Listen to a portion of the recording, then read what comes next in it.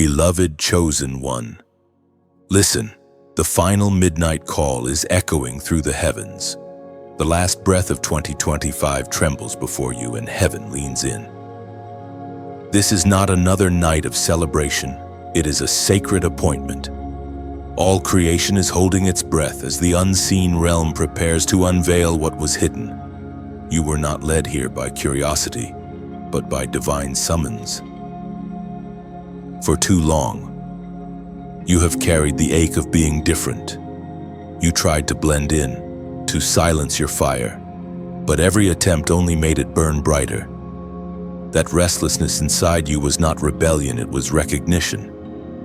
Your spirit has always known that you were marked for something greater. And now, as this year collapses into eternity, your assignment awakens.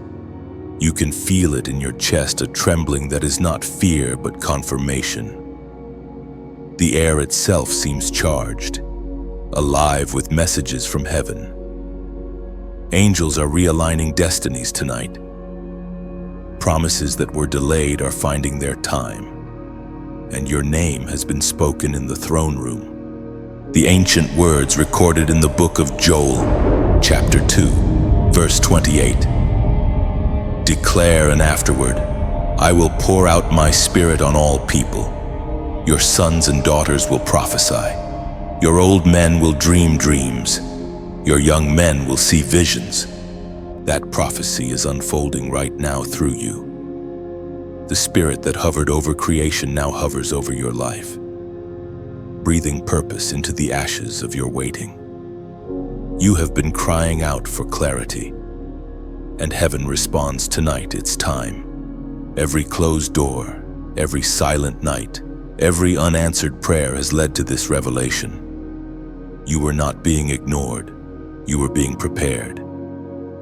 The shaking you endured this year was heaven building a foundation that could carry the weight of your calling. Nothing was wasted, even your pain was prophecy in disguise. Listen closely. You are standing in the threshold between concealment and commissioning. The loneliness you felt was not rejection, it was consecration. You were being set apart. The reason the world never understood you is because you were never sent to fit into it. You were sent to transform it. This is the final midnight call before the dawn of divine exposure. Heaven is releasing scrolls of instruction to those who are awake. Your name is among them. The voice that once whispered, "Wait," now declares, "Move. Look around. The world is desperate for light, for truth, for voices that still carry heaven's sound. And that's you. You are heaven's sound in human form. When you speak, atmospheres shift. When you pray, storms still. When you walk, darkness retreats. The same spirit that raised Christ from the dead now stirs within your very breath. You might say, "But I am not ready." Yet heaven says you are exactly where I need you. Readiness was never the condition, obedience is. Your willingness to say yes is the key that unlocks the next season. The world may mock your faith, but watch how quickly mockery turns to silence when glory reveals itself through you. You will not have to prove who you are, heaven will prove it for you. The year ahead will separate voices that speak for themselves from voices that speak for God. You already know which one you are. Chosen one, you are the living prophecy of endurance. Every tear you cried this year watered the soil for tomorrow's breakthrough. And tonight, right now, the heavens declare, it is time to rise. This message is not for everyone. It's for the ones who have felt forgotten but are about to be revealed. The final hours of this year are holy. Heaven watches to see who will answer the call. Do not delay. Lay down your distractions, lift your heart, and whisper your yes. You are crossing a divine line. When midnight strikes, everything shifts. Chains will fall, fear will fade, and your hidden anointing will ignite. You will begin to see dreams that aren't dreams but blueprints from heaven. You will hear whispers that aren't imagination but divine instruction. You will know that you are part of a movement orchestrated by God Himself. Chosen one, remember this is not the end of a year, it's the beginning of your unveiling. You were born for this hour. You were chosen for this time. If this word stirs something deep within you, don't scroll away. Like this message to seal your agreement in faith. Share it so other chosen ones can awaken. Subscribe to stay connected to the flow of revelation that is being released. And as a prophetic act, comment below 999. My spirit is ready. For this is more than a comment, it is a covenant. As you type those words, heaven records your agreement. Angels move on assignment.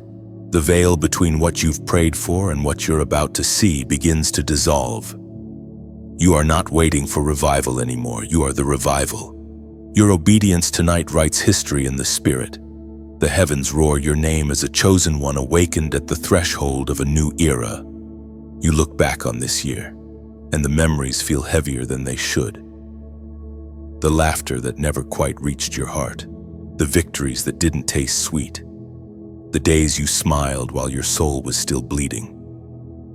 2025 was not a year of easy triumphs.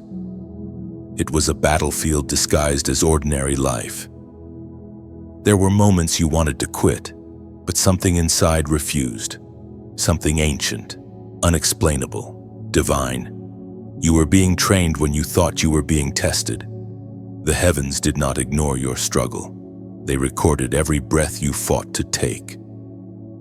The nights you stayed awake, wrestling with questions no one else could answer, those were your altars. You did not know it, but angels were standing beside your bed as you cried. Every tear was a seed. Every ache was an invitation. You were being prepared for authority, though you could not yet see the crown forming in the unseen realm. You see, chosen ones do not learn through comfort. They learn through combat. The silent wars you fought in your mind were not weakness, they were warfare. Darkness recognized your potential long before you did. That's why the attacks were personal. The enemy does not waste ammunition on those who pose no threat. The storms that tried to drown you were confirmations of your assignment. We are reminded through the writings of David in the Psalms, chapter 34. Verse 19. Many are the afflictions of the righteous, but the Lord delivers him out of them all. Those words now echo through your own story. The afflictions came, yes, but they could not destroy you, because the Lord who called you also covered you. When you lost strength, He lent you His. When you could not pray, heaven interceded on your behalf. That's why you're still here, still breathing, still fighting, still chosen. You didn't just survive this year, you learned heaven's language. You learned how to hear direction in silence, how to find peace in confusion, how to trust when nothing made sense. You learned that the wilderness is not punishment, it's preparation. Every hidden season carved deeper discernment into you.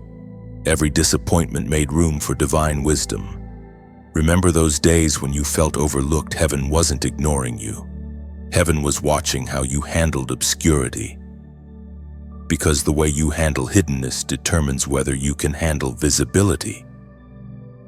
The ones God will trust with influence must first be faithful in isolation. And you were. You remained when others ran. You prayed when no one listened. You stayed humble when pride could have promised shortcuts. Your unseen battles shaped your spiritual posture. You no longer chase validation because you know who called you. You no longer beg for belonging because you've realized that your difference is your destiny. You no longer run from warfare because you've seen how victory looks in the spirit. You understand now that power is not about being seen, it's about being aligned. Look closely at your scars, they tell a sacred story. Each one is a mark of survival, a testimony that hell tried and failed. Every bruise became proof of your resilience, and while the world sees brokenness, heaven sees proof that you were trustworthy enough to be tested. This is the paradox of the chosen. You are broken to become whole, emptied to be filled, silenced to learn the sound of heaven. While others were chasing comfort, you were being refined into something eternal. The hand of God was heavy on your life, not to harm you, but to shape you into a vessel that could carry revelation. The hidden battles of 2025 were never random. They were rehearsals for what's next. You were learning endurance, integrity, humility. You were learning to walk by faith when sight failed you. The pain taught you posture, the fire taught you focus. You are now dangerous to darkness because you no longer depend on external strength. You've discovered what divine resilience feels like. And now, as the dust of the old year settles, heaven begins to shift your attention. You realize that those private wars were not punishment, they were proof that you are trusted. God was teaching you to wield authority quietly so that when the time came for you to stand publicly, you would do so without arrogance. The silence that once haunted you now feels holy. You understand that heaven often whispers so that only the obedient can hear.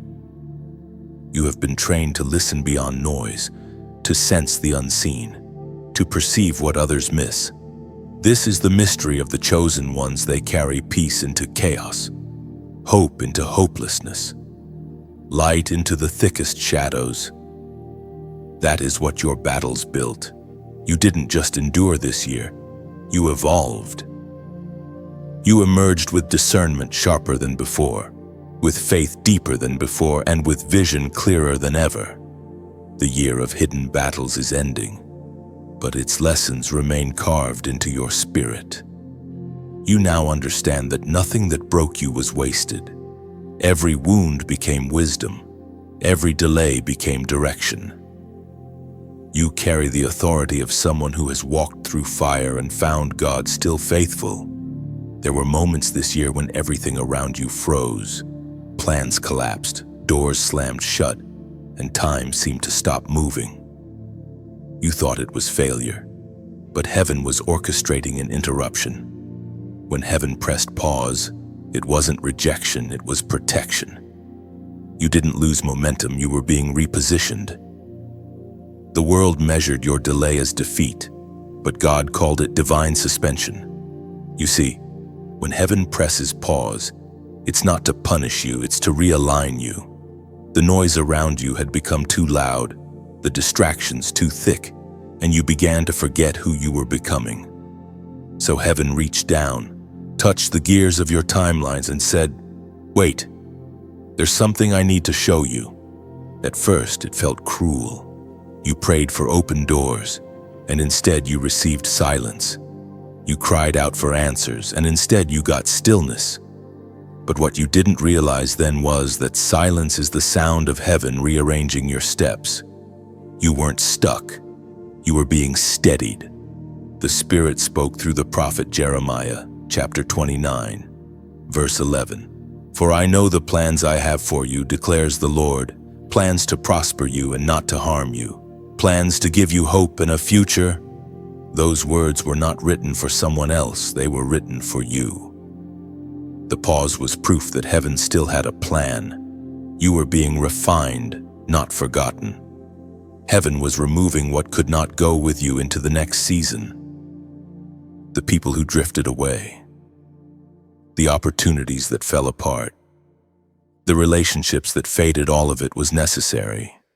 The pause protected you from misalignment.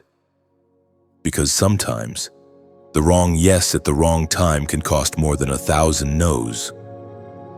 You may have felt disappointed, but that disappointment was divine intervention in disguise. Had you kept moving, you would have settled for less than what heaven designed. In that stillness, your soul began to detox from hurry. You started to hear again. You began to remember who you are, one called by name, one marked for something sacred. Heaven was teaching you to trust the unseen. You learned that purpose doesn't panic. You learned that power doesn't rush. Chosen one. Think back to those nights when everything was quiet. Do you remember that whisper in your spirit, the one that said, "Not yet"? That was heaven's mercy speaking. Because sometimes, the pause is the only thing that keeps your destiny intact. You were being hidden until the right doors, the right people, and the right moment were ready to receive you. Now you see why it all had to pause. The things you begged God to fix, He allowed to fall apart so He could rebuild them on truth. The people who left weren't your loss, they were your lesson. The moments that hurt the most were the exact points where heaven corrected your path. This is the rhythm of divine timing. Pause, prepare, propel. Heaven pressed pause so your spirit could align with its purpose. The waiting became your weapon. The silence became your school. You emerged from it wiser, steadier, and more anchored than ever before. The world rushes, but heaven never runs late. While others are desperate for movement, you have learned to find meaning. You no longer fear delays because you understand they are disguises for development. Every waiting season sharpens your discernment. Every pause deepens your purpose. And here's what heaven wants you to see tonight. This pause wasn't just for you. It was for those you will one day lead. You are being molded into someone others can follow. The same patience you learned will be the peace you impart. You are being fashioned into a guide for those who are still in their waiting. When heaven pressed pause, your identity was rewritten. You stopped being a wanderer and became a watcher of divine patterns. You started to trust that what seems motionless in the natural is still moving in the supernatural. And even now, heaven whispers, "Move only when I move. Speak only when I speak." You were not delayed, you were being aligned. And soon, the same hand that pressed pause will press play again. But this time, you'll move with clarity, not confusion. With conviction, not fear. If your spirit recognizes this moment, if something inside you says, "Yes, this is my season of alignment," then take this small act of faith. Comment these words below, "I trust heaven." When you write it, you're not just typing, you're testifying. You're declaring that the pause didn't break you, it built you. You're telling heaven, "I understand now." And heaven responds with a smile. Because the chosen ones who trust His timing will never be late for their destiny. When you type, "I trust heaven," you're declaring that divine timing governs your life, not fear or frustration. You're surrendering control and saying, "Even when I don't see the full picture, I know the author." That short sentence becomes a key, unlocking peace within you and signaling to heaven that your heart is ready for the next command. There comes a moment in every chosen life when the invisible becomes undeniable. You sense it before you see it, a weight, a presence, a holy stirring that cannot be explained in ordinary language.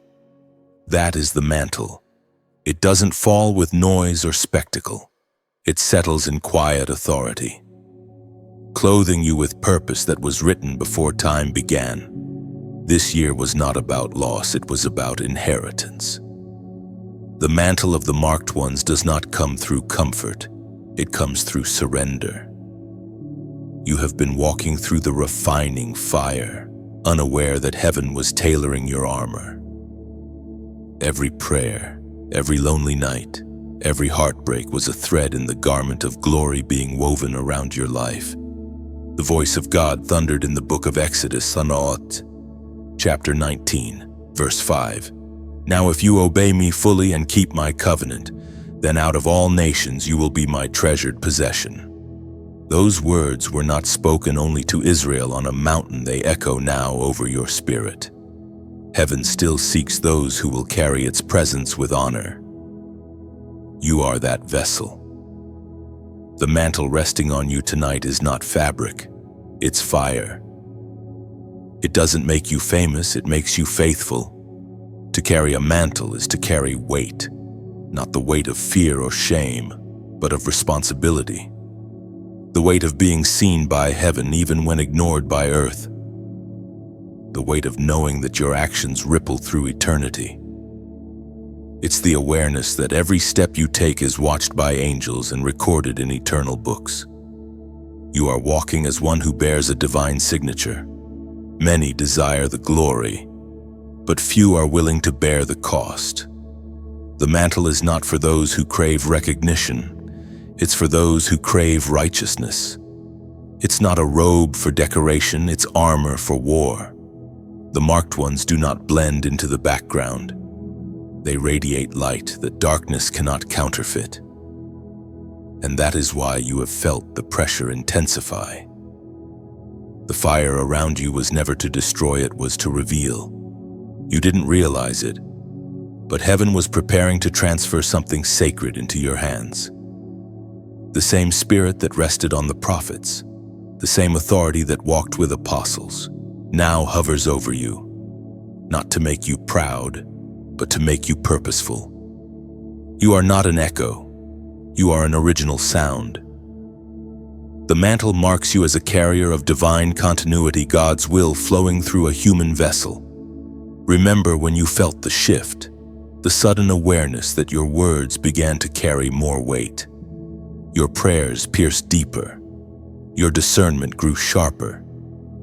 That was not imagination, that was activation.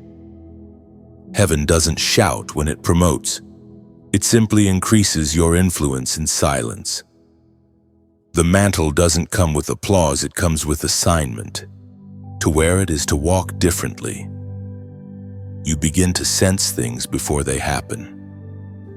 You start feeling burdened for people you've never met. You find yourself weeping for reasons you can't explain. That's what happens when divine empathy meets human responsibility. You are feeling heaven's heartbeat. Chosen one, the mantle you carry will separate you. It will draw some near and drive others away. Not everyone will understand it, and that's by design. The anointing on your life intimidates those still bound by their need to be understood. You must be willing to be misunderstood to fulfill your mission. Do not hide it anymore. Do not shrink back to make others comfortable. You were not chosen to be quiet, you were chosen to be a conduit. When you walk into a room, atmospheres should shift. When you speak, hearts should awaken. When you pray, the unseen should tremble. That is the evidence of the mantle. And yet, the true mark of the chosen is humility. Power without surrender becomes corruption, but power under surrender becomes transformation.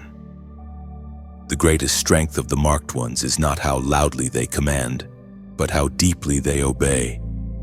Heaven measures greatness by obedience, not by applause.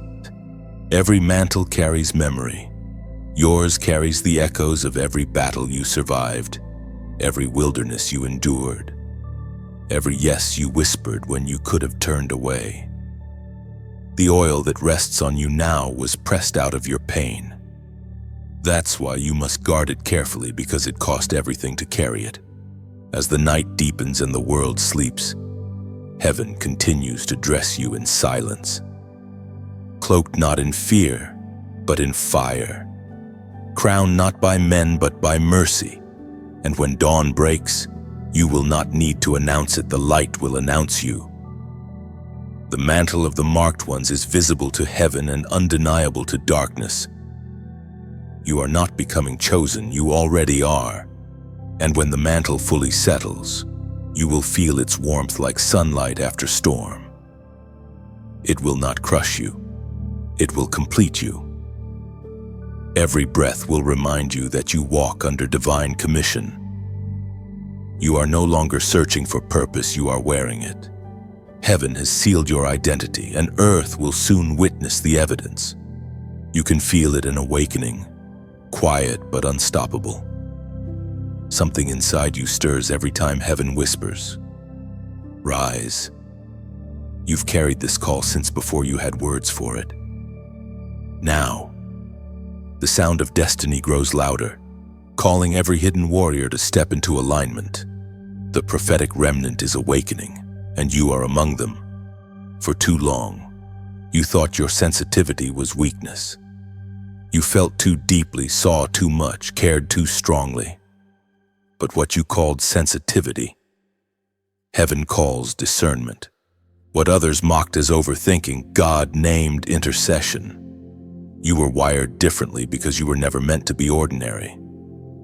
You were meant to sense the tremors before the earthquake, to feel heaven's pulse before the world even knows something is shifting, as was spoken in the sacred texts of old. In the book of Romans, chapter 8, verse 19, "For the creation waits in eager expectation for the children of God to be revealed." And that's what is happening now, the revealing. The world groans for something real, something pure, something heaven-born. The chosen ones are not rising to be famous, they are rising to be faithful. You feel it in your spirit, a quiet urgency to move, to speak, to shine. It is not ambition, it's obedience. Every remnant begins in the shadows. Before the fire spreads, when it starts as a spark. That spark is your voice, your prayer, your worship, your faith. You are part of a global symphony heaven is composing, each chosen one playing their divine note. When you rise, the world hears heaven again. And yet, this calling can feel heavy at times. You may wonder if your light matters in a world so dark. But remember, even the smallest flame can ignite an entire forest when the wind of God blows upon it. Your faith is that flame. Your consistency is the oxygen. The Holy Spirit is the wind. Together, they become revival. Chosen one, you are not alone. Across nations and languages, others like you are awakening. People who were once silent now speak. Those who once hid now stand. The prophetic remnant is connecting one heart, one purpose, one sound. Heaven is building an army of light, and your obedience adds strength to the movement. If this message touches something deep in you, take a moment to breathe it in. You're not just hearing words, you're receiving confirmation. The things you sensed all along, the dreams, the restlessness, the feeling that something greater was near, they were not random. They were heaven rehearsing its plan in your heart. And as this awakening grows, we move together. Every share becomes a ripple in the divine river, carrying light farther than your hands could ever reach. Every like is a spark that tells heaven, yes, I agree. Every subscription is a lamp placed on the wall, keeping the flame burning for those still lost in the dark. This space exists to awaken, to heal, to strengthen. Many who listen here are walking through their own refining seasons, just like you once did. When you like and share, you help light reach another soul still trembling in the valley. When you subscribe, you help keep the lamp of truth burning through the night. And if your spirit ever feels led to do more to keep the oil flowing, you may pour a drop of your own blessing into this flame. Donate, not as duty, but as devotion. Like someone adding oil to a lantern so others may see. It isn't asked from pressure, only offered in peace. When you give, you tell heaven, keep this fire alive for someone who still needs warmth. There is no demand here, no condition attached. It's an open invitation, a whisper carried on the wind together. Let's keep the light alive. Every seed, every act of kindness, every silent prayer, each one becomes fuel for the fire. We stand together, the chosen ones who refuse to be silenced. Our voices echo across the unseen, proclaiming that light still wins, that hope still breathes, that God still speaks. You are part of that echo now. Your presence, your prayers, your support, all of them are rays of the same sunrise. So before you leave this space, pause. Feel the gravity of what you've become a part of. You are not merely a listener, you are a torchbearer. When you lift your voice, heaven amplifies it. When you share this message, heaven extends its reach. When you donate from the heart, heaven multiplies the warmth. The prophetic remnant is awakening, and you are one of its voices. Together, we will continue to declare light into darkness, truth into confusion, and love into fear. This isn't the end, it's the ignition. And as the embers glow, you realize this is what partnership with heaven feels like, a rhythm between your heart and his breath. Every act of support, every echo of belief, becomes a thread woven into eternity's tapestry. You are no longer just a receiver of light, you are its keeper, tending the flame until the world itself catches fire. Something has shifted in the air.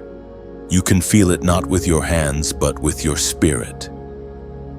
As the final days of December unfold, heaven begins to expose what has been hidden. The light grows sharper and truth becomes unmistakable.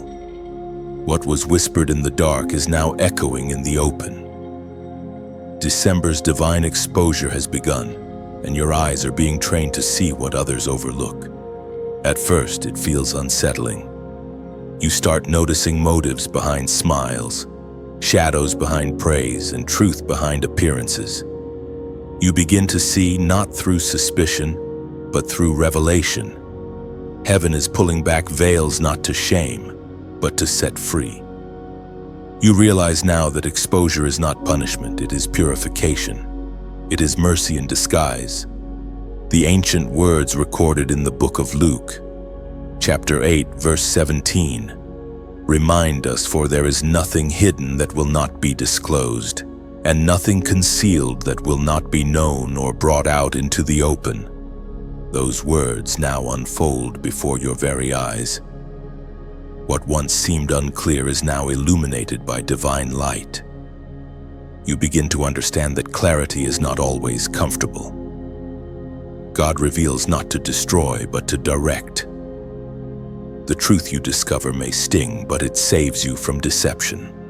Chosen one. This season is sacred. You are being entrusted with sight, not natural sight, but spiritual perception. Heaven is teaching you how to see beyond filters and intentions, beyond the surface of what people say. You will begin to discern who carries light and who only reflects it.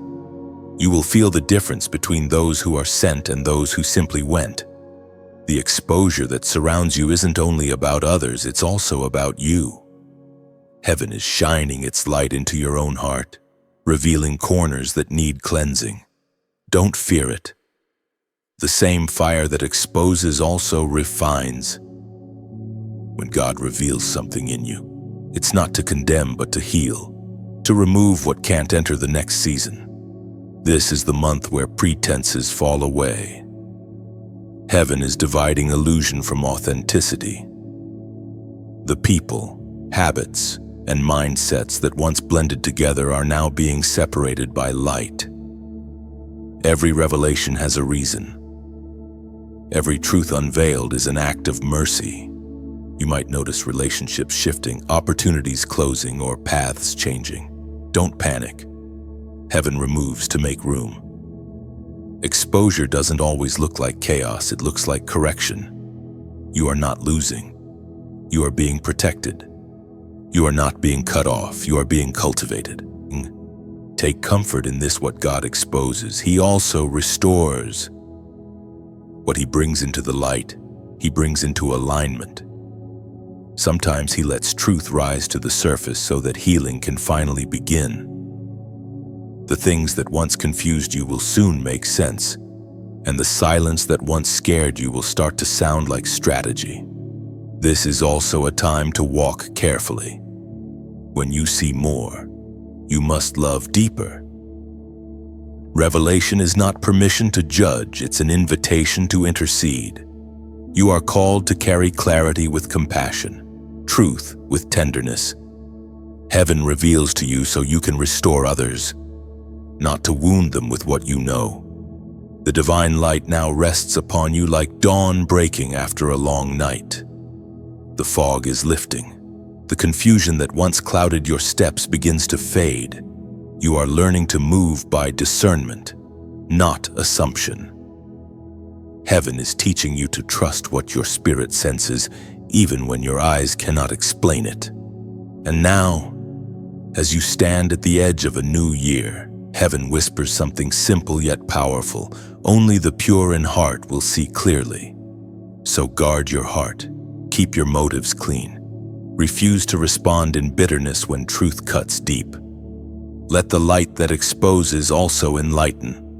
This December exposure is heaven's way of preparing you for divine elevation. The clarity that hurts now will protect you later. The truth that burns now will bless you soon. If your spirit understands this, if you can feel that heaven is indeed revealing what must be seen, then make this your act of agreement. Type the number 444 below. It's not superstition. It's a prophetic declaration. It means I choose light over illusion. When you write it, you are saying to heaven, keep my vision clear and my heart pure. The exposure is not to scare you, it's to prepare you. And what's coming after this revelation will require eyes that truly see. When you type 444, you are not entering a number, you are opening a covenant. It means, I welcome truth, even when it challenges me. You're telling heaven that your eyes are ready for light and your heart is willing to release what no longer belongs in your next chapter. That single act of agreement becomes a spiritual mirror. Heaven reflects back to you greater clarity, deeper peace, and sharper discernment. By commenting 444, you are saying, let the light in. It's not ritual, it's revelation. It marks your readiness to see purely, love purely, and walk forward without fear of what's revealed. There are sounds that only your spirit can hear. While others rush through noise, you have been learning to recognize the quiet trumpet within the divine frequency that calls the chosen into formation. It is not the sound of music, but of movement.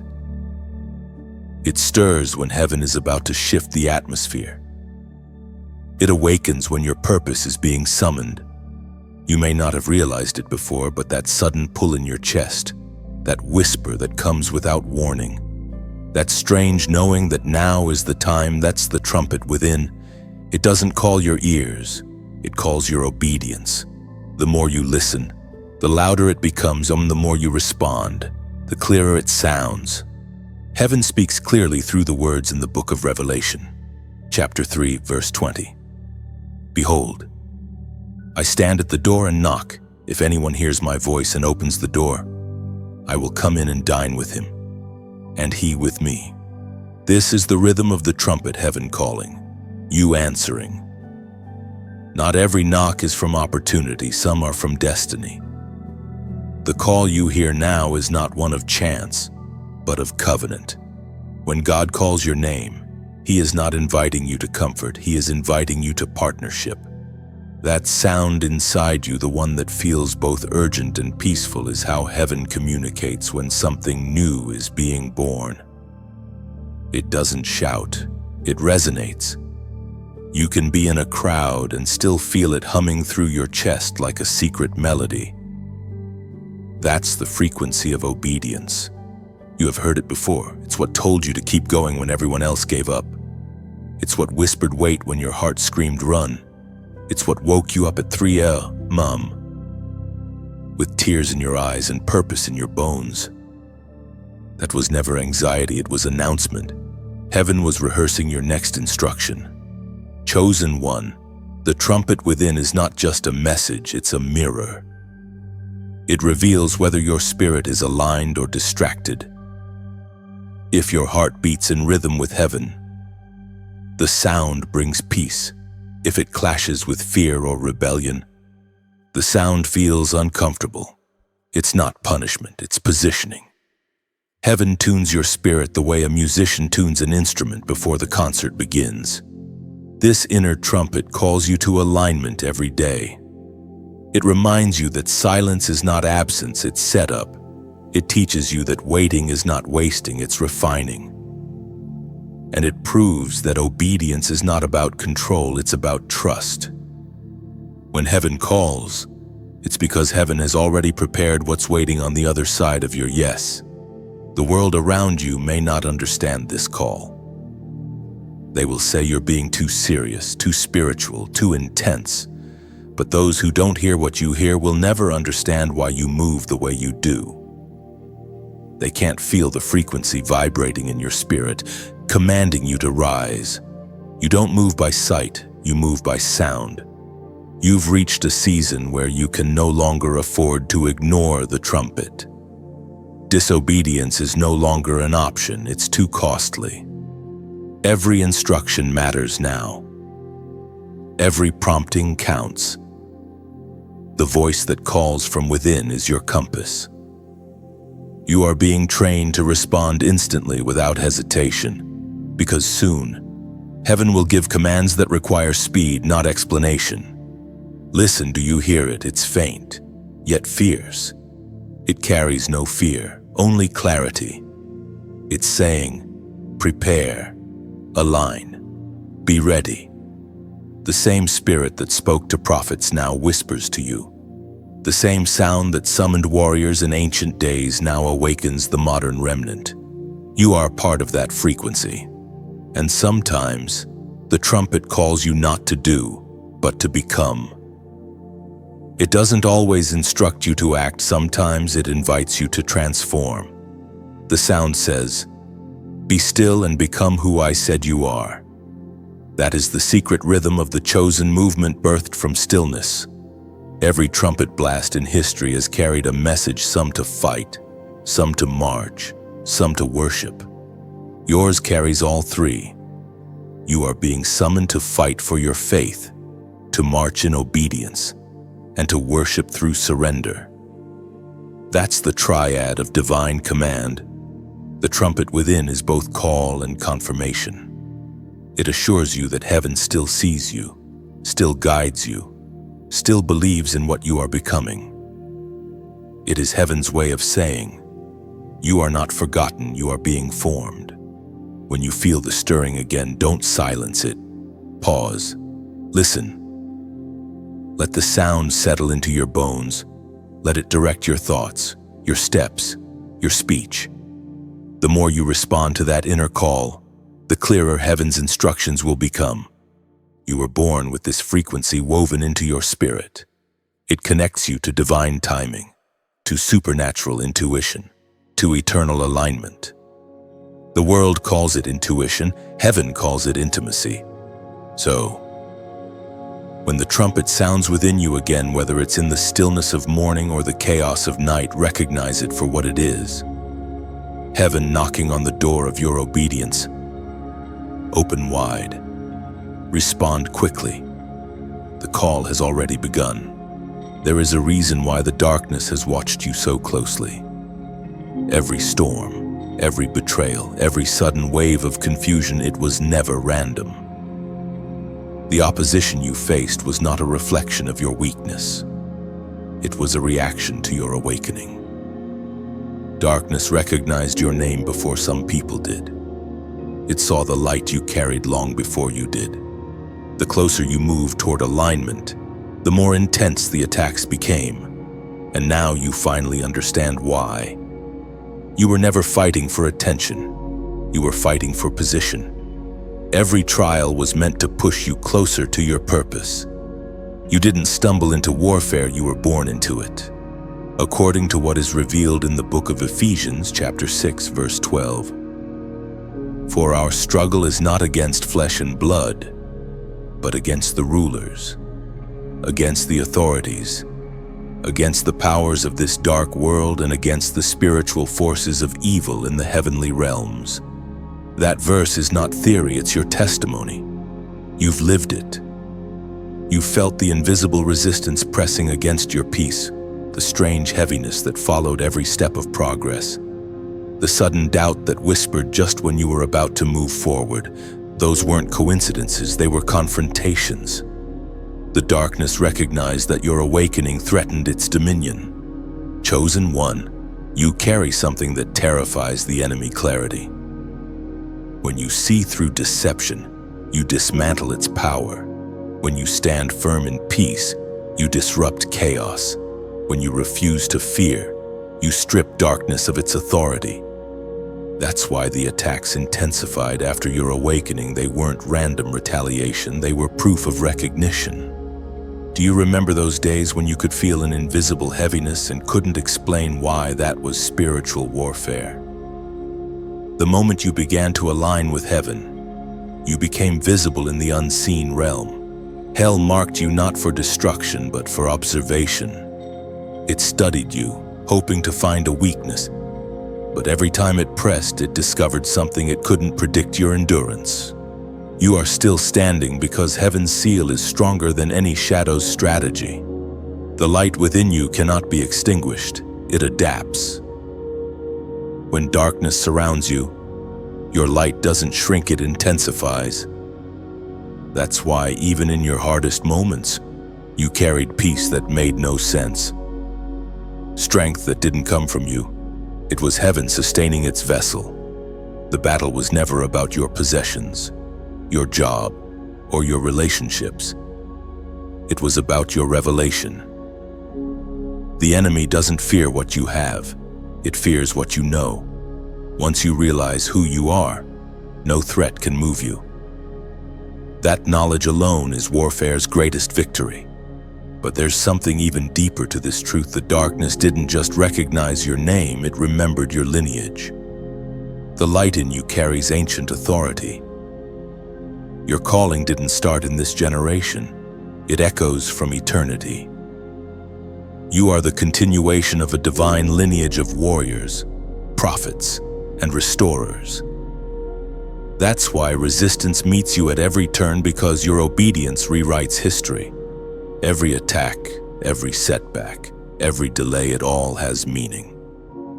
The warfare around you was heaven's confirmation that you were moving in the right direction. You might have thought the enemy had the upper hand, but all along, God was using even your adversaries as instruments of acceleration. There's something holy about realizing that the darkness sees you, but cannot stop you. You walk through fire, and instead of burning, you shine brighter. You face betrayal, and instead of bitterness, you find wisdom. You encounter warfare, and instead of fear, you grow in discernment. You are learning the art of spiritual immunity, standing in the storm without losing your stillness. Chosen one. When you recognize this, you stop wasting energy fighting shadows. You start focusing on carrying light. You stop asking why me and begin to understand, because I'm chosen. You no longer fear exposure, you expect it. Because you know the presence of darkness simply means the light is near. So do not be surprised when pressure rises again. It's not punishment, it's preparation. Heaven doesn't remove resistance. It gives you revelation to rise above it. You are learning to fight differently now, not with panic, but with presence. You don't need to respond to every attack. Sometimes, your stillness is your strategy. The more darkness recognizes your name, the more heaven amplifies your authority. You were not placed in this generation by accident. You were chosen to be proof that light still wins. The same fire that once intimidated you now obeys you. The storms that once terrified you now teach you. You no longer fear the dark, because you've learned that the light inside you is not borrowed, it's born of eternity. And so, even now, the unseen realm watches as you walk forward, not trembling, but blazing. Darkness may recognize your name, but heaven knows your purpose. You are not defined by the war that found you. You are defined by the victory that follows you. You walk on, carrying the quiet confidence of one who has already won. The shadows no longer intimidate you, they announce your presence. Every step you take leaves a trail of light behind, proof that even when darkness recognized your name, it could never rewrite your destiny. There is a sacred weight in the word obedience, not the obedience born from fear, but the kind that comes from trust, a surrender that unlocks divine favor. You've reached the place where heaven no longer asks for your sacrifices. It asks for your yes. That simple yes carries the power to shift the trajectory of your entire life. At times, obedience feels heavy because it costs something: comfort, control, familiarity. But you are learning that what obedience costs is nothing compared to what disobedience destroys. Heaven never demands submission to steal your freedom. It asks for surrender to release your fullness. You are not being restricted, you are being refined. As Jesus himself declared in the Gospel of John, chapter 14, verse 23, "Anyone who loves me will obey my teaching. My Father will love them, and we will come to them and make our home with them." That is what obedience does. It creates habitation. It builds a dwelling place for God's presence. Every time you choose obedience, heaven finds another place to rest upon your life. You become a living temple, carrying divine fire through ordinary days. Chosen one. Obedience is not always about understanding. Sometimes it's about movement before clarity. God gives instructions that don't make sense in the moment but prove their wisdom later. The command might sound strange: forgive them. Let go. Move on. Wait. But each act of surrender becomes a doorway to something you could not see yet. When heaven gives direction, your natural mind will search for logic. But faith is the language of divine reasoning. You are not called to calculate. You are called to trust. Obedience doesn't always make you comfortable, but it always makes you complete. The covenant of obedience is not a chain, it's a key. It unlocks rooms that prayer alone cannot. Some blessings are not delayed because heaven is silent, but because you haven't yet stepped through the door. Obedience opens. Heaven waits on your movement. The power is already prepared. Your yes activates it. You've seen it before. The moment you finally obeyed what didn't make sense, peace came rushing in. Things started aligning, not because the path got easier, but because your spirit stopped resisting. Obedience shifts the atmosphere from confusion to clarity. It turns chaos into choreography. This covenant also brings weight. When you live surrendered, you start feeling the difference between human timing and heaven's timing. You sense when to speak and when to be silent, when to move and when to wait. You stop guessing and start discerning. That's the fruit of obedience. It sharpens your spiritual hearing until you recognize heaven's voice in the smallest details. And yet, this covenant isn't for the faint of heart. To obey God in a world that glorifies rebellion takes courage. To say yes when others say no takes conviction. But obedience always precedes revelation.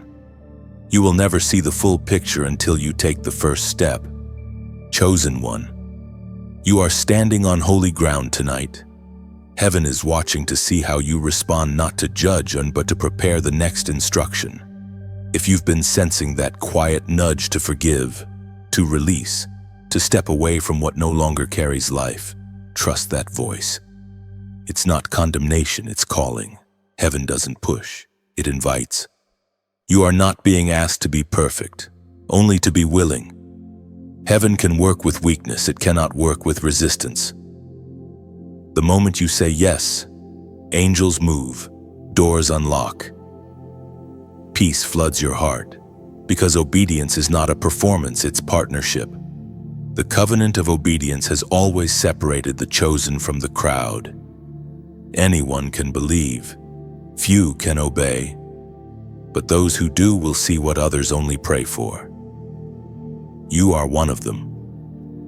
You are being trained to move at the pace of heaven itself. So if your heart hears this and something inside you whispers, "I know this is for me," take a moment to anchor it in faith.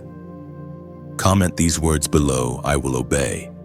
When you write it, you are not responding to me, you are responding to heaven. That short phrase becomes a vow between your spirit and the one who called you. It means, even when I don't understand, I'll trust you anyway. And heaven always honors that kind of yes. When you type, I will obey, you are making a declaration that resounds through eternity. It tells heaven, my trust outweighs my fear. You're aligning your heart with divine order, choosing faith over reasoning. That sentence becomes a spiritual signature, marking you as one who walks by revelation, not reaction, one whose yes is louder than doubt. Each word is a seed planted in unseen soil. Heaven waters it with grace, and in time, obedience will grow into overflow.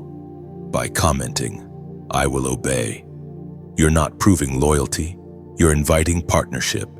You're saying, use me, even when I don't understand. And heaven answers with favor, guidance, and peace that cannot be shaken. There are moments in history when heaven gathers its voices, when scattered embers find one another and together become a fire that cannot be contained. You are standing in such a moment now. The gathering of the light bearers has begun, and the world will never look the same again. All around the earth, hearts are awakening like lanterns being lit in the night. Some flicker in cities, others in hidden corners of the world. But when heaven looks down, it sees a constellation of faith. Each light belongs to a person who said yes. Each glow represents a soul who refused to let darkness win. And among those lights, yours shines distinctly, carrying the hue of purpose no one else can duplicate. The apostle reminds us in his letter to the Corinthians, First letter, chapter 12, verse 27. Now you are the body of Christ, and each one of you is a part of it. You were never meant to walk alone. Your flame was never designed to burn in isolation. Just as stars form galaxies and rivers join to make oceans, the chosen ones were always meant to find one another, to merge light, strength, and prayer into something greater than themselves. That is what heaven is doing right now, connecting lights across nations, weaving a divine network of awakening hearts. You might not see their faces, but you can feel them. Every time you read a message that stirs your soul, every time your spirit leaps when truth is spoken, it's because another light bearer somewhere is shining in rhythm with you. Heaven is forming its army of illumination, and unity is its weapon. When light gathers, shadows scatter. You are part of that gathering. You don't need a title or a platform. Your faith itself is your assignment. The words you speak, the love you show, the peace you carry, each act becomes a spark that keeps the fire moving. Every like on this message is a flicker that tells heaven, my light is still burning. Every share is like lifting your lamp higher, so someone lost in darkness can find their way home.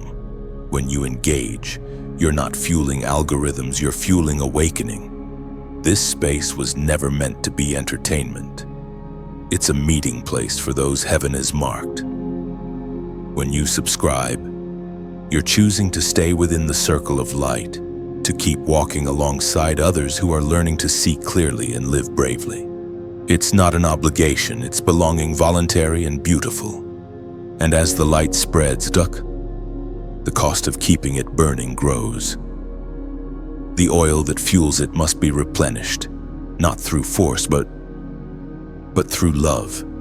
If you ever feel led to pour a drop of oil into this flame, to donate, to help keep this sanctuary glowing, know that it's never about transaction.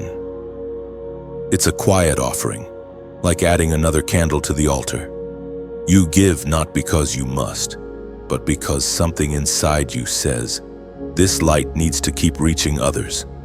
Every drop of oil, every seed sown, becomes a story heaven will remember.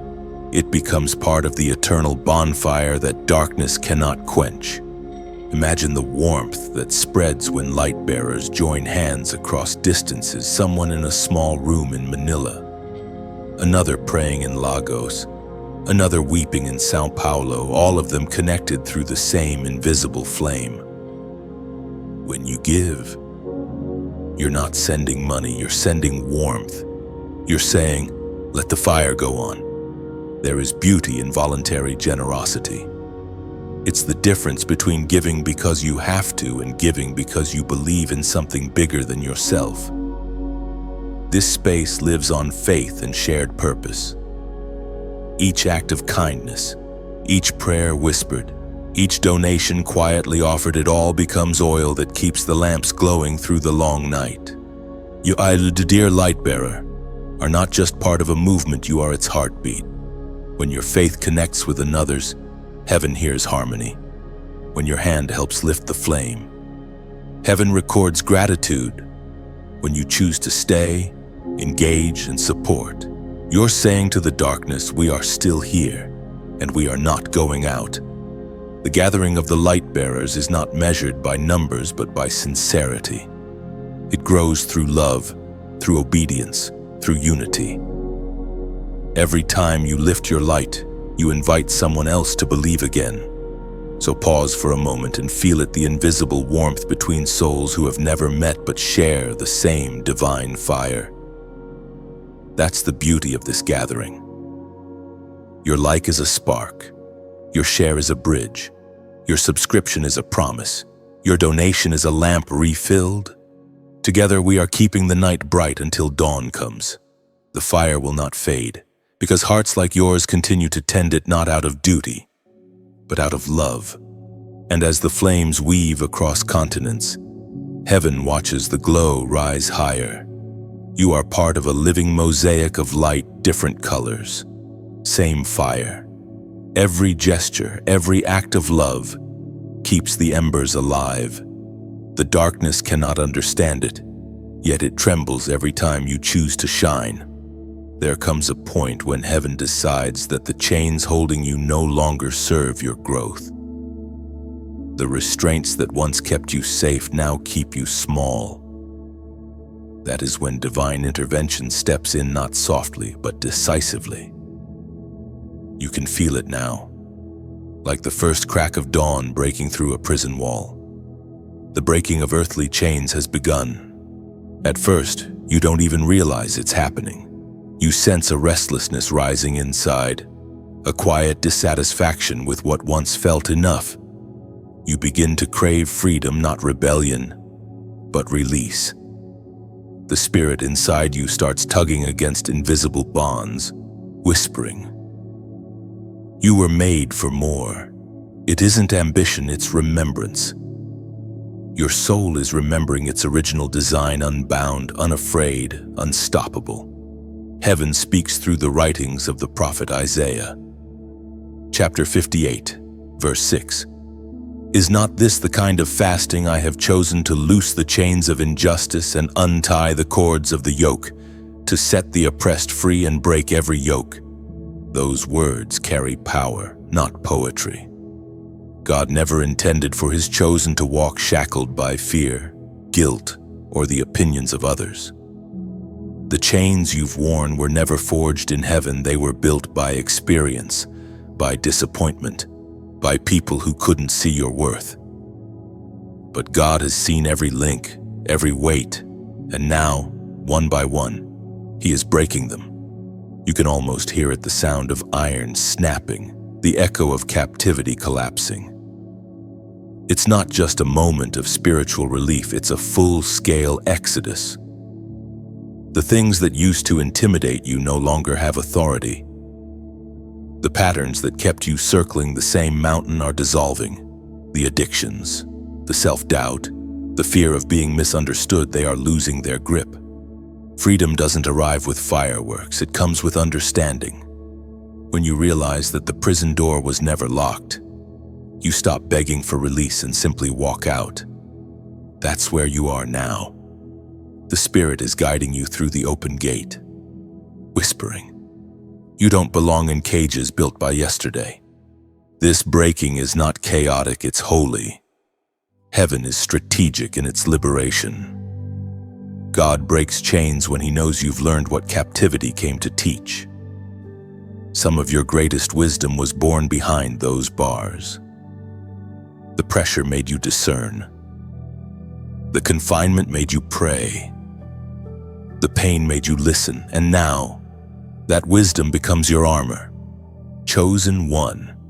Your freedom isn't for indulgence, it's for influence. Heaven frees you so you can free others. The chain you broke becomes the key for someone else's lock. That's how the kingdom multiplies. Every deliverance becomes another doorway. Every healed heart becomes a lighthouse for the lost. You are entering a season where nothing external will control you again. Not opinions, not fear, not the memory of failure. The past will still whisper, but you'll recognize it as a ghost with no power. The cage might remain visible, but the door will stay open and you will never walk back inside. As the chains fall, you will notice an unfamiliar lightness. It's not pride, it's peace. You will move differently, think differently, speak differently. You'll start making choices based on vision, not validation. That's how liberated people live. They move by truth, not by trends. There's a sacred courage that comes when the last link breaks. You begin to understand that the wilderness you walked through wasn't punishment, it was proof of strength. You were never abandoned in it, you were being trained in it. And now that you carry authority forged in adversity, no cage can hold you again. The breaking of earthly chains also changes your spiritual gravity. What once weighed you down now propels you upward. Every broken link becomes a reminder that your faith didn't just survive, it evolved. You no longer pray as a prisoner begging for help. You speak as a liberated heir declaring what's already yours. Listen closely. Heaven isn't just freeing you from something, it's freeing you for something. Freedom without direction becomes wandering, but freedom with revelation becomes destiny.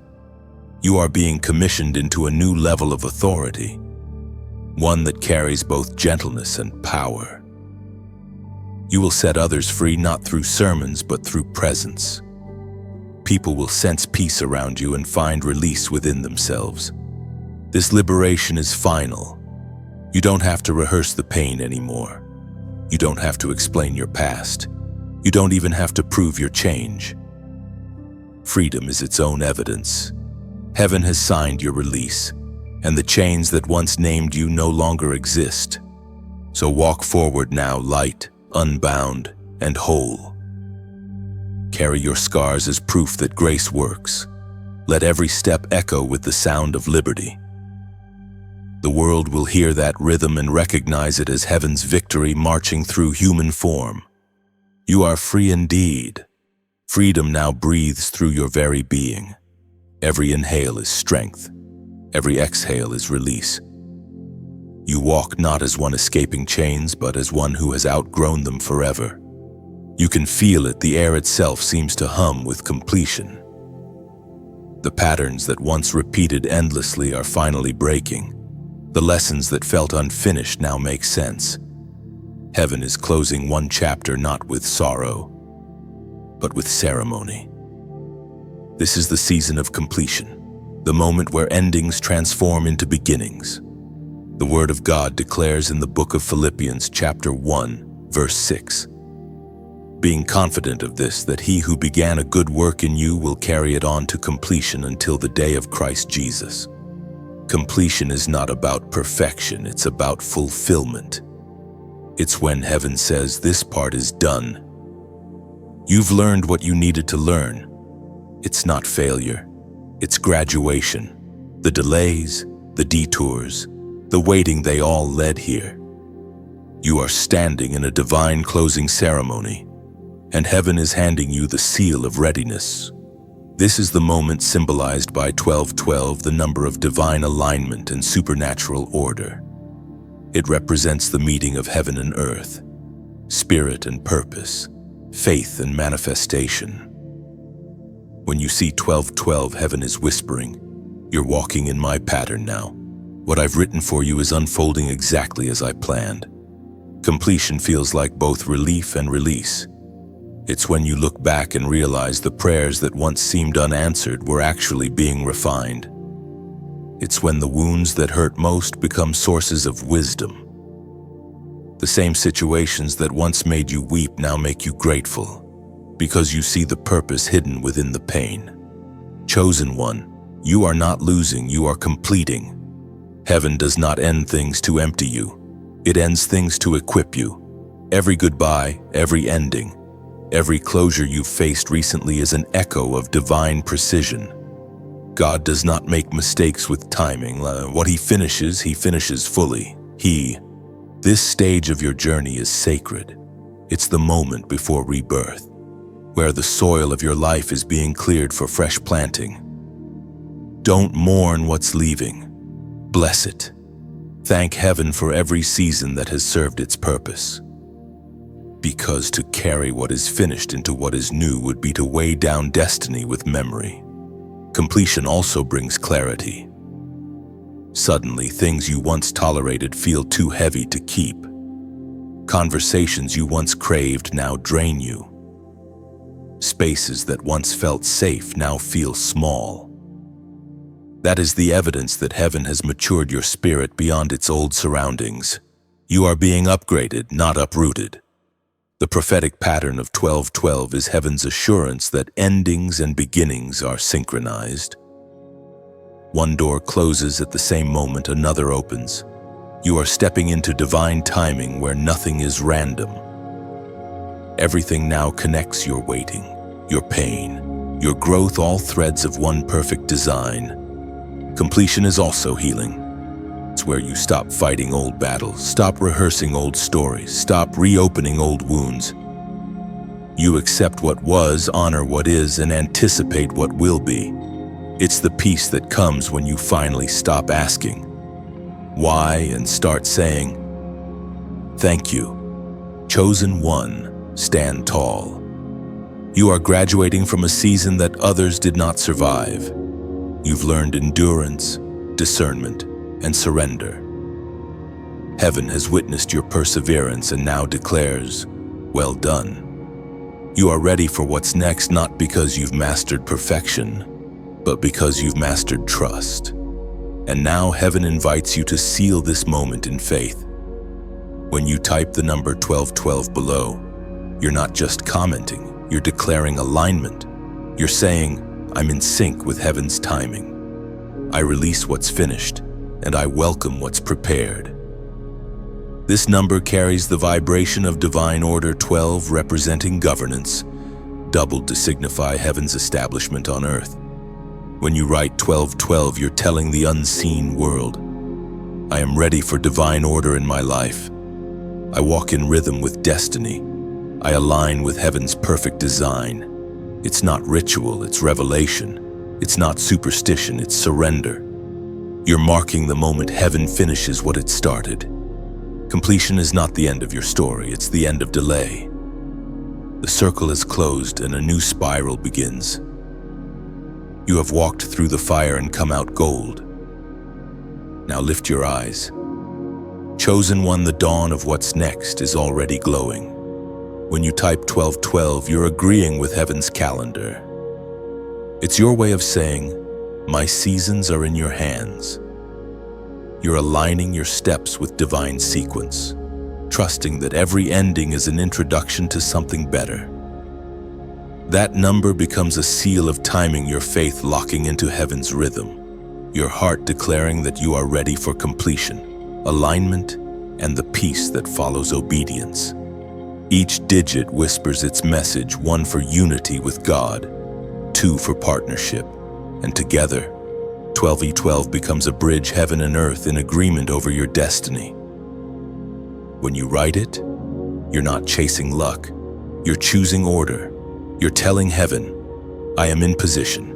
And in that simple act of faith, the new cycle begins to breathe, perfectly timed, perfectly prepared, beautifully divine. You've felt it for a while now, a stirring in your spirit, a pull toward deeper understanding. The veil between the seen and unseen has grown thin, and revelation presses at its edges like dawn, yearning to break through the horizon. This is the moment heaven begins to unseal what was once hidden. The scroll of revelation is opening before you, and what you will see will not just inform you, it will transform you. There are truths too heavy to be spoken until your heart has been strengthened to carry them. Heaven withholds revelation not to deprive you, but to protect you. Some knowledge can only be released to those who have walked through both fire and stillness. And now, you stand ready. The eyes of your spirit have matured. The soil of your heart is deep enough for divine seeds to take root, as the prophet Daniel wrote in his book, chapter 12 and verse 4. But you, Daniel, shut up the words and seal the book until the time of the end. Many shall run to and fro, and knowledge shall increase. That time of unveiling has come, not the end of existence, but the end of ignorance. The age of surface faith is closing, and the era of spiritual depth is dawning. You are part of a generation chosen to see beyond the veil, to read what others overlook, to understand what others fear. The scroll does not open with thunder, but with stillness. It unfurls slowly, revealing layers of truth that awaken something ancient inside you. Each line written upon it vibrates with divine meaning. These are not new truths, they are eternal ones rediscovered. You begin to realize that revelation is not new information, it's remembered identity. You are not learning, you are remembering who you were always meant to be. Chosen one, the words you receive in this hour are not for entertainment or curiosity, they are assignments. Heaven doesn't reveal to impress, it reveals to instruct. Every insight is a key, every mystery a doorway, every vision a map. Revelation is responsibility. When God opens the scroll before you, He entrusts you with light, expecting you to walk in it. You will begin to see patterns where others see chaos. You will recognize the hand of heaven in the ordinary, the whisper behind coincidences, the purpose behind pain, the divine geometry hidden in everyday life. What was random now feels orchestrated. What was confusing now connects. You are being invited into the rhythm of divine intelligence, where everything carries meaning and nothing happens by chance. The scroll also carries warnings. Revelation doesn't come without weight. Once you see truth, you cannot unsee it. You will find it impossible to return to spiritual blindness. You will notice what others ignore. You will feel what others suppress. And though that may seem like a burden, it's actually the mark of maturity. The more you perceive, the more heaven trusts you to intercede rather than react. This season will awaken new sensitivities in you. Dreams may become clearer, thoughts sharper, discernment stronger. Don't rush to explain them, record them. The scroll often reveals itself in fragments, small glimpses that piece together over time. What doesn't make sense today will make perfect sense tomorrow. Revelation always unfolds with patience, not pressure. You are stepping into the sacred art of seeing, the ability to look at a moment and sense eternity pulsing beneath it. You begin to understand that revelation isn't just about visions or prophecies. It's about awareness. It's seeing God in everything, hearing His voice in silence, and feeling His guidance in the pauses between events. And as more of the scroll unfolds, you will find peace, not panic. The truth may shake you at first, but soon it will steady you. For revelation does not arrive to frighten, it arrives to free. It doesn't come to expose your flaws, it comes to explain your formation. The things you once called confusion were heaven's way of teaching you its language. This new depth of understanding will make you quiet where you once argued, compassionate where you once judged, and confident where you once feared. You will realize that knowing God is not about collecting information, it's about becoming a reflection. The more revelation you receive, the more you begin to resemble the source of it. Chosen one, you have reached the threshold of divine insight. The scroll unrolls before your spirit, glowing with truths meant only for those who listen with humility.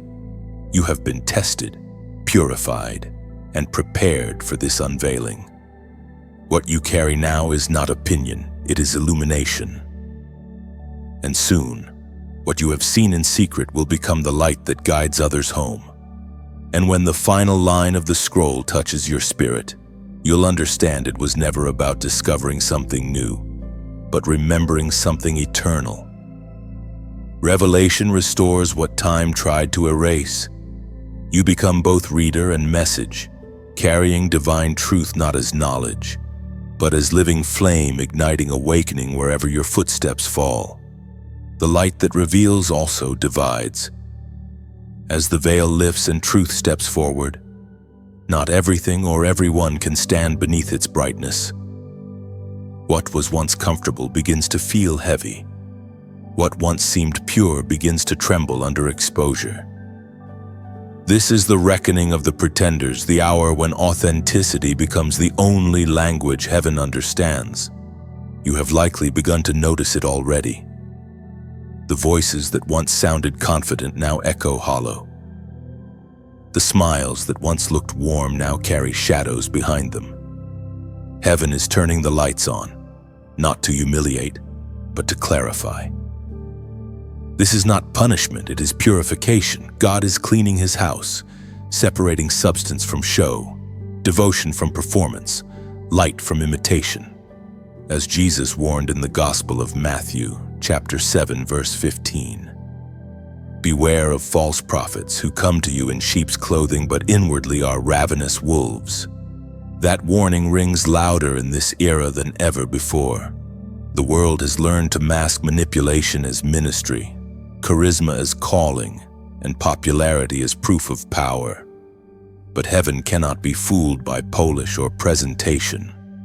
The fire that refines you now also reveals what cannot stand. Every counterfeit glow fades when the true light rises. The reckoning is not only around you, it's within you. Heaven is teaching you to discern the difference between what you believe and what you live. This inner separation is sacred. It's not to condemn, but to cleanse. The Spirit whispers, "Let truth rule every corner of your heart." You are being refined until there is no contradiction between your confession and your conduct. This reckoning is not cruel, it's merciful. Heaven would rather expose illusion now than let it destroy you later. What God reveals, he redeems. The false layers being stripped away from your life are making room for purity to breathe again. Chosen one, don't be afraid when masks start falling. They must. Illusions are heavy to carry. You may see people you admired crumble under their own duplicity, or institutions you trusted shaking apart, but remember, truth always survives. This exposure is not chaos, it's calibration. God is aligning his people with his character, removing the dust of pretense from their souls. The reckoning will also reveal something humbling that even within your own heart, pretenses linger. Small deceptions, hidden fears. Motives quietly dressed as faith, they all rise to the surface under heaven's flame. But do not shrink from this refining. To be exposed before God is not shameful, it's sacred. It means he still sees you as worthy of transformation. You'll start to recognize authenticity not by perfection, but by presence. True light doesn't demand attention. It simply exists, steady and clear. Those who carry it won't need to announce it. Their peace will do the talking. And you will feel drawn to them, because truth always recognizes truth. There will also be grief in this reckoning. As illusions die, certain relationships, systems, and seasons will end. You might mourn the loss of what once felt secure, but trust this: every removal is mercy. When heaven reveals a counterfeit, it's because something real is ready to replace it. This season will sharpen your discernment. You will begin to sense when someone's words don't match their energy, when their gestures lack sincerity. Don't rush to judge, just observe. The Spirit will teach you that discernment is not suspicion. It's clarity guided by compassion. You see truth not to expose others, but to protect purity. In this light, you will learn one of heaven's greatest secrets: purity is power. Authenticity carries authorities. The reason pretenders fall is not because God delights in their failure, but because He refuses to let deception lead His people. What is being removed now is not your loss, it's your liberation. When the reckoning ends, what remains will be real. What's left standing will no longer need to perform. You'll find yourself surrounded not by perfect people, but by pure ones, souls who carry humility, who love without agenda, who serve without seeking applause. That's the remnant heaven is preserving for what's coming next. This purification will feel like both ending and beginning. The air will clear, the noise will fade, the voices that remain will sound fewer but truer. You'll find peace in their simplicity. The world may look emptier for a while, but what's left will be sacred. Chosen one, take heart. The reckoning is not destruction, it's deliverance. What falls away now was never yours to keep. What remains will carry the fragrance of eternity. You are witnessing heaven cleanse the stage so truth can speak again. So stand still in this holy unveiling. Do not cling to what crumbles. Let every false light burn out until only the real glow remains. This is how heaven restores purity to power. This is how you become, once again, light without shadow. And when the dust finally settles, what endures will be untouchable. You will see that every false thing removed was making room for glory. The light within you will shine cleaner, steadier, and true, no longer mixed with performance, but pulsing with heaven's unmistakable authenticity. The silence after the storm feels different now. It isn't emptiness, it's readiness.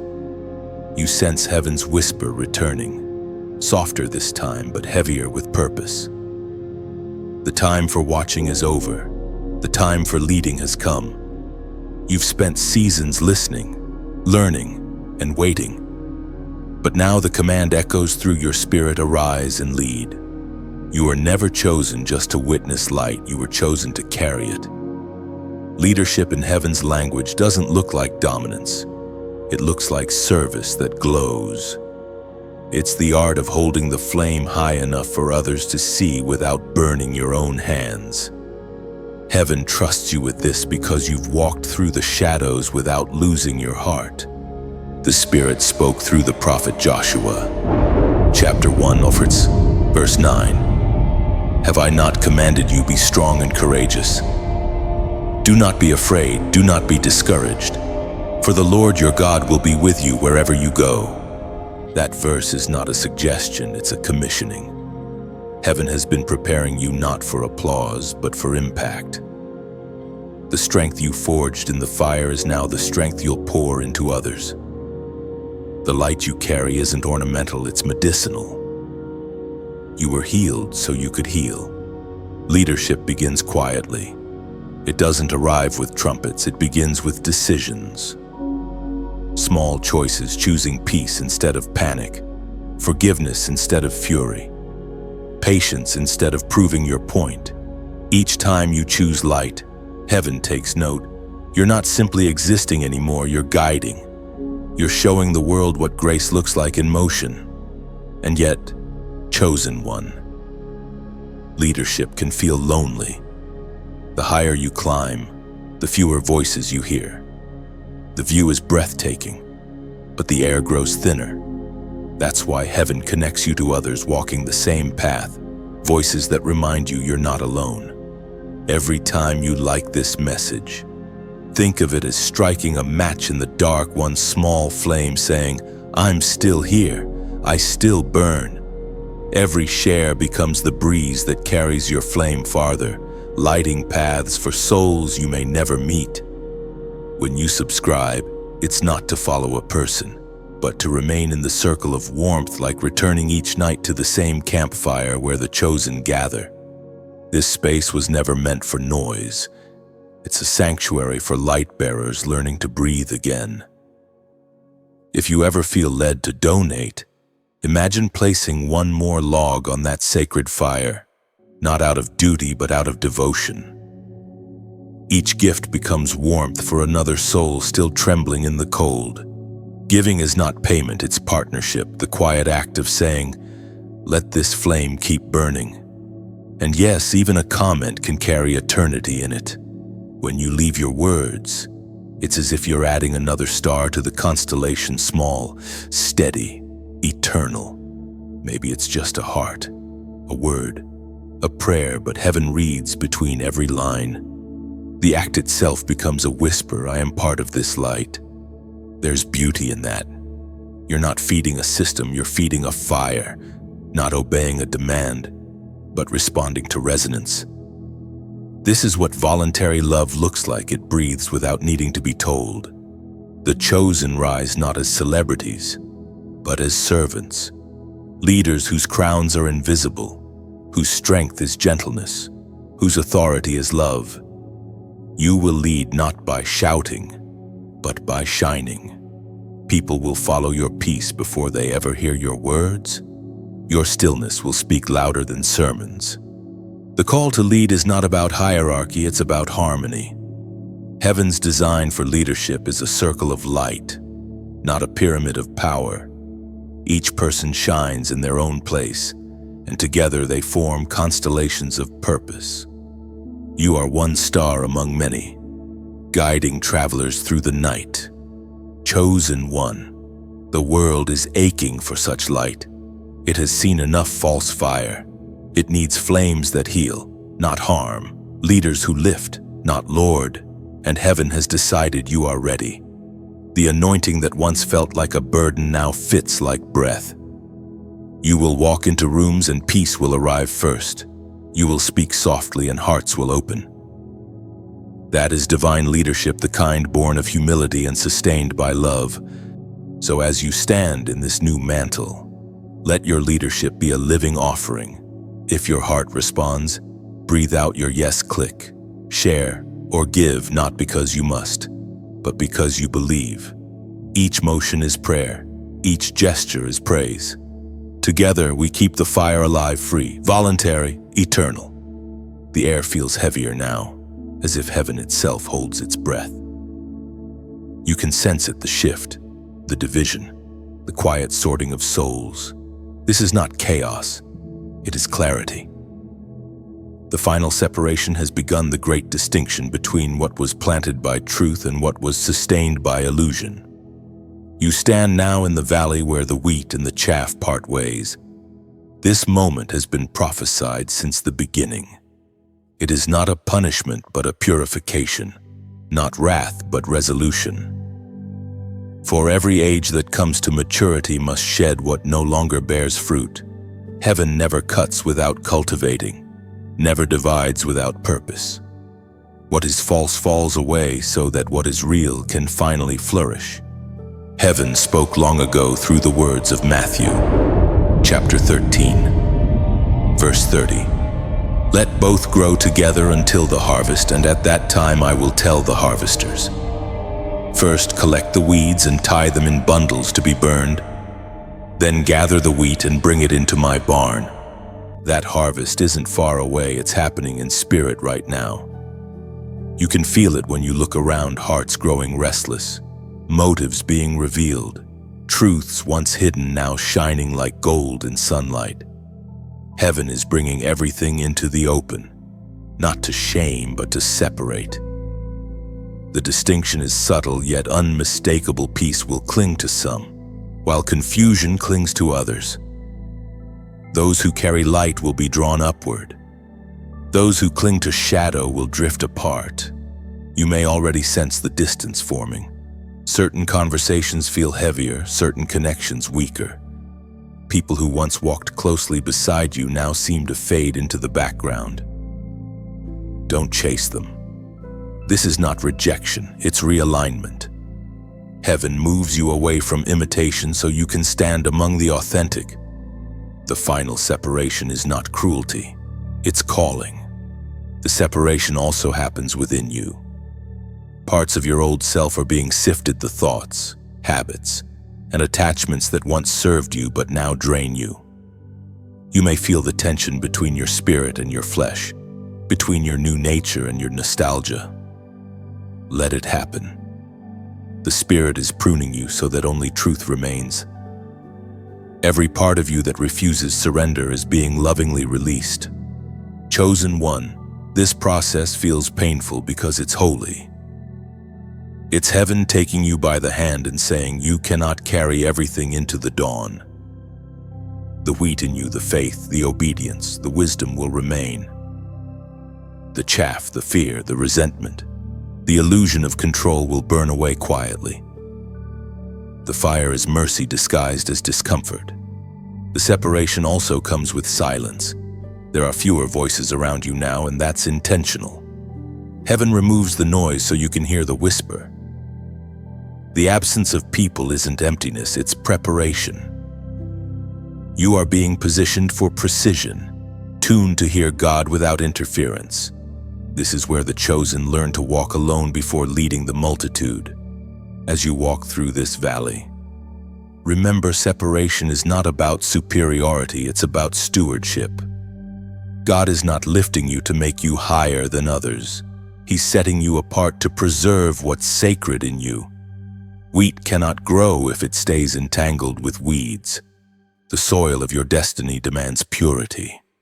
There will be moments of mourning. Yes, you will grieve the familiar, the friendships that fade, the roles that dissolve, the versions of yourself that no longer fit. But grief itself becomes the gateway to gratitude. When you look back, you will see how every departure made room for divine arrival. Heaven subtracts to multiply.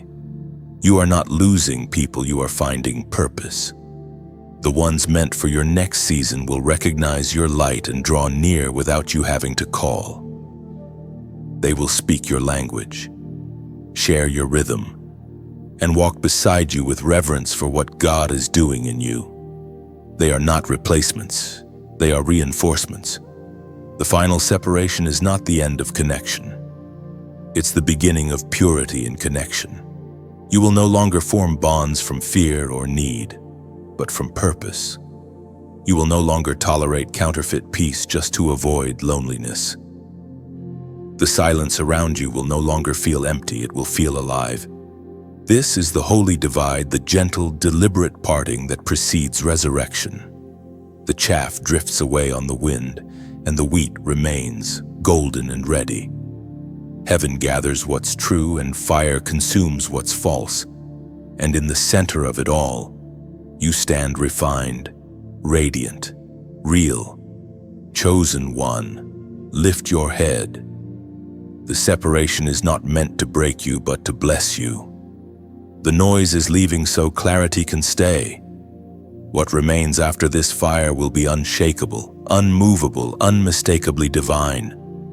When the dawn of 2026 rises, only truth will travel with you. And as the last traces of shadow fade, you will see it clearly. What remains was always meant to remain. The refining was never loss, it was liberation. You'll step forward lighter, glowing with unfiltered purpose, carrying only what heaven has chosen to preserve within you for the days to come. The night has grown still.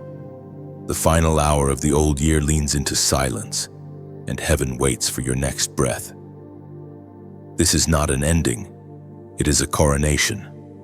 All the fire, all the pain, all the revelation, and every step through shadow have brought you here, to this holy unveiling.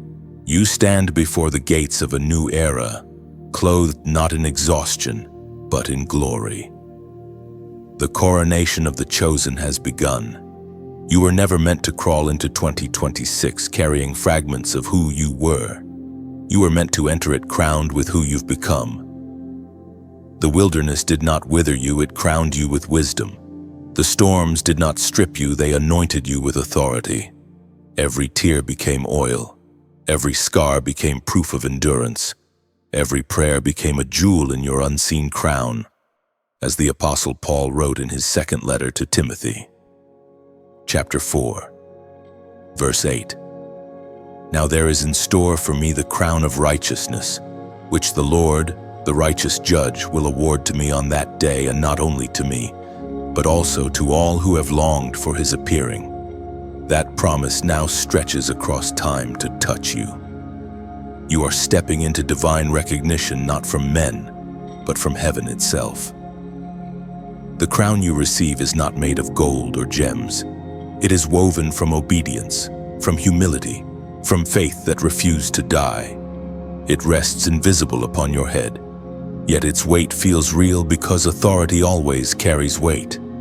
This coronation is not a ceremony of noise, but of knowing. There are no trumpets here, no crowds cheering, only heaven's quiet approval that settles into your soul. The angels have watched your journey, recording every choice that honored light over comfort, truth over convenience. And now they bow in reverence as the Father places his hand upon your life. You have been refined for rulership. But rulership in heaven's language is not about command, it's about compassion. You are crowned to serve, not to rule. You are given authority not to dominate, but to heal. The power that rests upon you now is gentle, but unbreakable. It speaks peace into panic, light into despair, and stillness into storms. This crown is recognition that you endured the process without losing your purity. Many carried potential, few carried perseverance. You did. You stayed when walking away seemed easier. You kept believing when logic said stop. You forgave when bitterness begged for space. That's what makes you worthy to wear this unseen crown. The coronation also marks your divine inheritance, the moment heaven confirms that what was once promised is now possessed. The waiting season is closing. The prayers you prayed in trembling faith have been gathered into fulfillment. You don't have to chase what's yours, it's already being delivered to your timeline.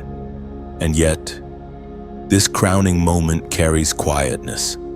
Heaven's royalty never needs spectacle. The mark of true kingship is not the noise it makes, but the peace it brings. You'll find yourself walking differently, no longer striving for validation, no longer competing for visibility. You will speak when prompted, rest when told, move only by divine rhythm. That's what it means to wear heaven's authority. Chosen one, this is your turning point. The year ahead won't be easier, but it will be clearer.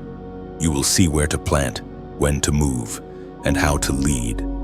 The crown upon you isn't a trophy, it's a responsibility. It glows not to glorify you, but to remind you that you carry light for others. Every step you take from this point on leaves a trail for those still finding their way. When you enter 2026, do so as one who knows the cost of their crown. Carry it with humility. Wear it with reverence. Let your peace be your scepter, and your faith your throne. Walk through the new year as one who knows that heaven doesn't crown the fastest, but the faithful. And when people ask how you kept going, you'll smile, because you'll remember it wasn't strength that carried you here. It was grace. The same grace that found you in ashes has now seated you among kings. This is your coronation, not one of vanity, but of victory. Heaven's light rests on your shoulders, declaring that you have finished the refining, endured the separating, embraced the revelation, and risen through every storm. You are no longer waiting to be chosen, you are living as chosen. As step forward, crowned one. The heavens open above you, the earth steadies beneath you, and eternity watches in awe. The story has come full circle, the hidden one revealed, the wounded one restored, the faithful one crowned. And as the clock strikes into the first moments of 2026, the universe exhales your name with reverence. You are not the same as you were a year ago. You are crowned, commissioned, and complete. The dawn rises for you now. Walk into it not as a survivor, but as royalty reborn.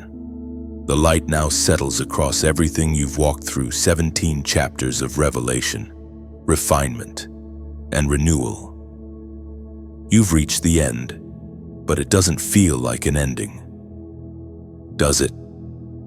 It feels like a quiet beginning, the calm after a storm that taught you how to breathe differently. Heaven has spoken, and now the world will hear through you. You are not just the listener of this message, you are part of its unfolding. Every word that stirred your heart has marked you. Every moment of stillness was heaven speaking directly to your spirit.